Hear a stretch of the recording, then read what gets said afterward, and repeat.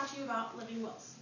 In the early morning of February 1990, Terri Schiavo collapsed in the hallway of her home. Paramedics arrived in response to her husband Michael's 911 call. He was home alone with her and stated that she had just collapsed and he found her face down and unconscious.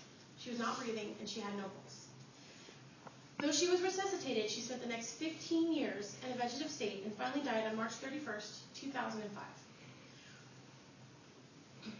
After lasting 13 days without food or water by a court-ordered starvation, according to Wikipedia. Her father and her mother spent 7 years fighting her husband over ending her life. Due to a lack of a living will, we will never know if Terri Schiavo's end-of-life choices were carried out. So what is a living will and why should you have one? DoYourOwnWill.com says a living will is a directive to physicians and other healthcare providers specifying your wishes to regards to specific treatments or procedures to be used in the event that you are incapacitated. So a living will is only used when you are unable to speak for yourself. If you're in a coma or a persistent vegetative state, do you want artificial life support? If you can't eat or drink for yourself, do you want them to do that for you?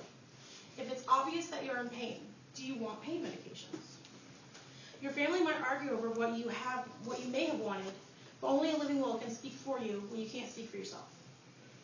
A living will covers what your choices are when it comes to your medical care, but not what decisions are when it comes to surgeries, organ donations, or things like that.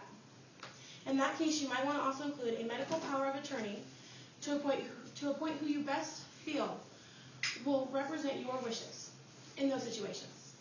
Perhaps you don't want to force your loved ones to make those decisions. They might feel responsible or even guilty. Once you've chosen a medical power of attorney, these decisions can be discussed and made beforehand. In most cases, a living will or health directive will be followed above family or even spousal objections. But keep in mind, in a pregnancy situation, the unborn child's life will supersede your own wishes. You can update or completely change your living will at any time. So once you make one, keep it up to date. Today, you might lean towards not costing your family unnecessary medical bills. But with ever-expanding medical technology or insurance coverage, you might change your mind tomorrow. The same goes for medical power of attorney. You might find the person you chose 5 years ago is not the same person today. For the first 3 years, Michael Schiavo not only cared for his wife, he fought and won over $1.5 million towards her care, and was quoted upon the court ruling as reported by WDN.com as saying, "I feel wonderful, she's my life, and I wouldn't trade her for the world. I believe in my wedding vows. I believe in the vows I took with my wife through sickness and health, for richer or poorer. I married my wife because I love her, and I want to spend the rest of my life with her. I'm going to do that." But just 8 months later, Michael would change his mind. And he was reported saying, but also by WND.com, "My aim is to carry out Terri's wishes. If Terri would even know that I had someone taking care of her bodily functions, she'd kill us all in a heartbeat. She'd be so angry." A living will is not like a regular will. It doesn't express your wishes when it comes to property or possessions. It doesn't say who gets your children, how your money will be divided, or even what happens to your cat. The purpose of a living will make your intentions when it comes to medical decisions known, so that your family and your doctors are on the same page. When it comes to what happens to you if you're in a situation where you can't speak yourself, wouldn't you want that? It also takes the pressure off your loved ones who might not know what right thing to do is, and lawfully enforces what you want to avoid arguments in and out of the courtroom. Your family might have some very different ideas on what end-of-life choices you would want. In Schiavo's case, there was no breathing machines or dialysis. There was only a feeding tube and a lengthy death of starvation and dehydration. Do you want a machine to breathe for you? Do you want every effort made, or do you want no effort made at all? Without a living will, your choices might not matter. And if you have not appointed someone to make those decisions, someone's going to have to do it. So you might be wondering how to make a living will, and whether or not you can afford to do so.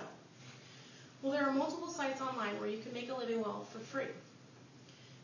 There's steps that are easy to follow, and they even have help if you don't understand. LawDepot.com has a free and easy healthcare directive that takes as little as 5 minutes to fill out and print. It walks you through the process and has help if you need it. You can even fill out a medical power of attorney along with your living will to cover all of your bases. Not everyone has the ability to get a line to print or even is comfortable doing things online. So you can always go to your local hospital or ask your doctor. Most of them will have a copy of a living will or can print off a copy of a living will for you and help you fill it out. Accidents happen all the time, so whether you're young or old, it really doesn't matter. It's always the right time to fill out a living will, not just for you, but for your family. Today we have talked about living wills and how they affect you. We discussed how without a living will, your family will have to choose for you what assistance, if any, is given in a situation where you're unable to decide.